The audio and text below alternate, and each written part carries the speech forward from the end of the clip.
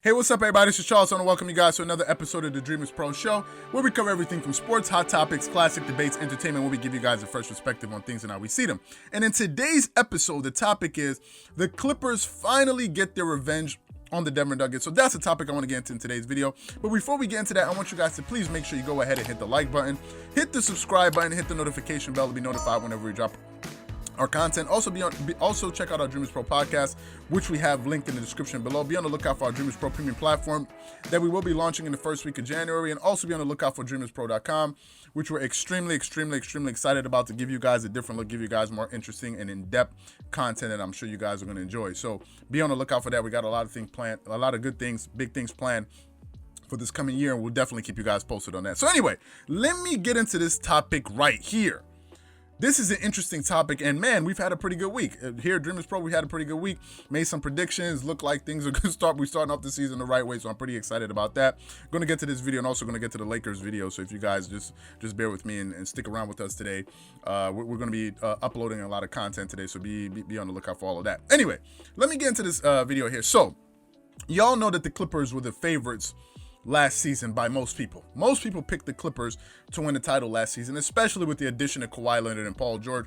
For obvious reasons, Kawhi Leonard, first coming off of a championship, finals MVP, had the momentum with him, and then went and got another two-way player in Paul George, who was the season before, was one of the finalists for regular season MVP and Defensive Player of the Year. So they got these two guys, and there was a lot of excitement in LA, and it was supposed to be the battle of LA between the Lakers and the Clippers, with the Lakers having LeBron James and Anthony Davis. So it's going to be a legitimate, exciting matchup for the NBA and for basketball fans all season long. And that's exactly what we got. Opening night, it was exciting. Christmas Day, the Clippers took game 2. And then, right before the bubble, the Lakers probably had their best stretch of basketball, in my opinion, beating the Milwaukee Bucks, and 2 days later turning around and beating the Clippers. And then the Lakers finally got a win under their belt against the Clippers, and then finally in the Orlando bubble, when they got the second win against the Clippers, going 2-2. So that's what we remember. But during that season, the Clippers had some issues. Number one was injuries.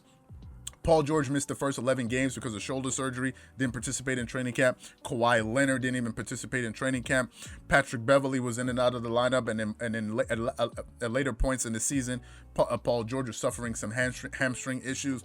So the Clippers were riddled with some injuries all through last season, and nevertheless, they were still able to go out there and secure the number 2 seed in the Western Conference, which just, I think, spoke to their talent, because they did have some chemistry issues, but they were very deep and they had a lot of talent, and were just able to go out there and rely on talent and win games. And it's exactly what Marcus Morris said when they lost in the playoffs. He said, we were just relying a lot on our talent, but we weren't a team, and all of these different things. So in those 8 bubble games, when we went into those 8 bubble games, Paul George was kind of underperforming. He was averaging like 21 points per game, 3-point-something assists per game, not really doing so well, not living up to the expectations that he had coming off of his MVP caliber season the season before.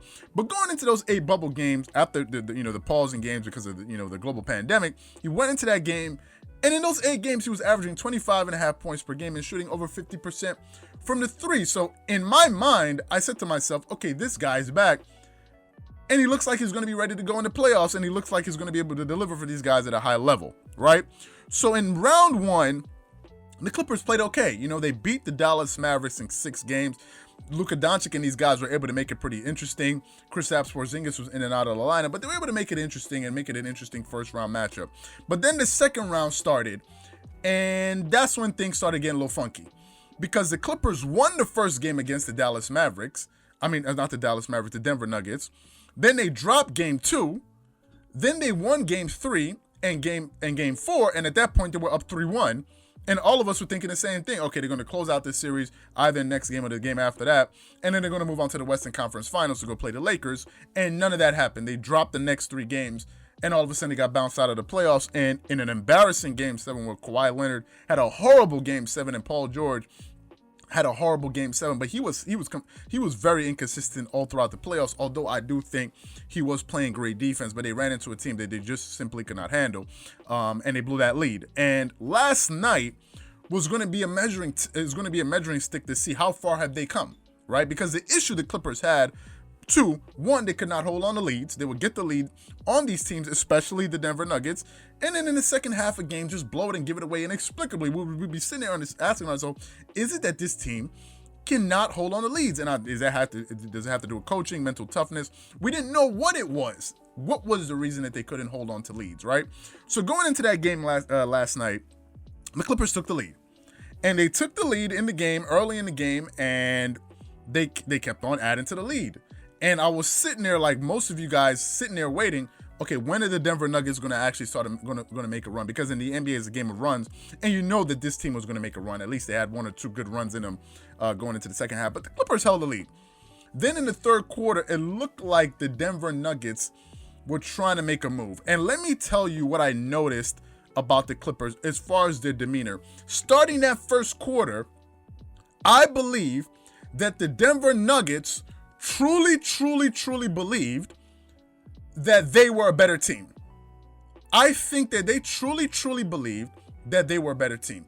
Looking at Jamal Murray, the way he was walking, he was kind of talking trash in that first quarter. I was looking at these guys and I was saying to myself, they really believe that they're better than the Clippers. I was like, they really believe it. And I think Paul George, Kawhi Leonard, the Clippers, and all of these guys went out there to let them know we're not on the same level. I think the Nuggets were coming out with their chest puffed out, and mind you, Marcus Morris didn't even play, who's a starter for the Clippers.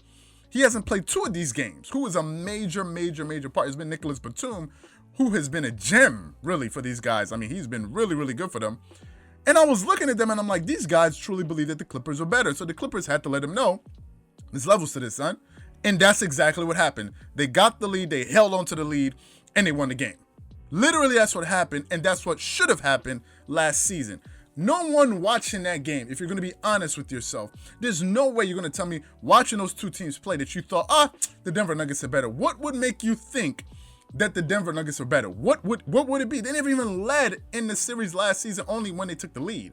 But they could never start a game and take a lead. They always had to come from behind. In the last night's game, the Clippers didn't capitulate. They went into the second half.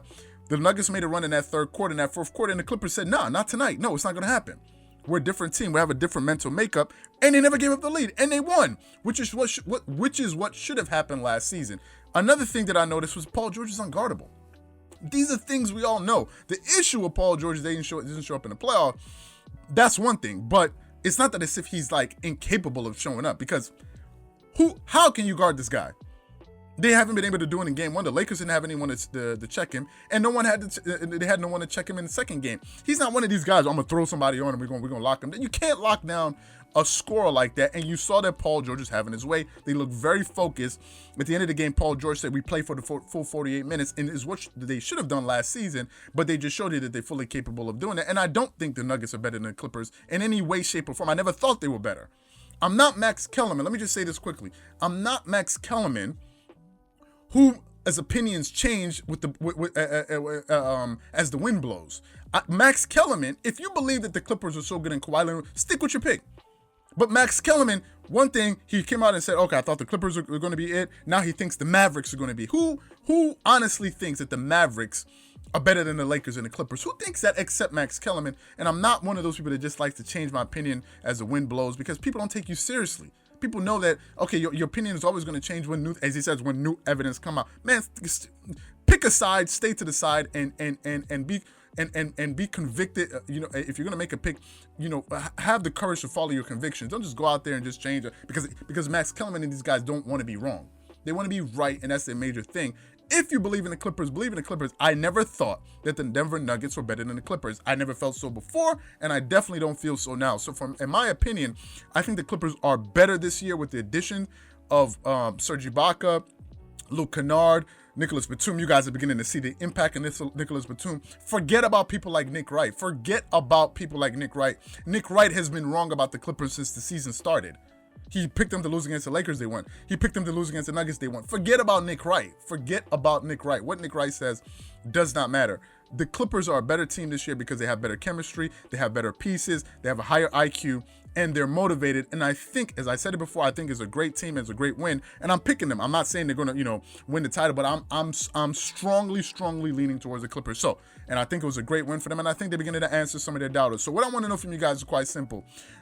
First of all, what do you think about the win last night? Let me know what you guys think. And do you think that the Clippers have truly improved from where they were last season? Whatever you guys think, please leave your thoughts and comments in the comment section below. Again, if you enjoyed the video, please make sure you go ahead and hit the like button.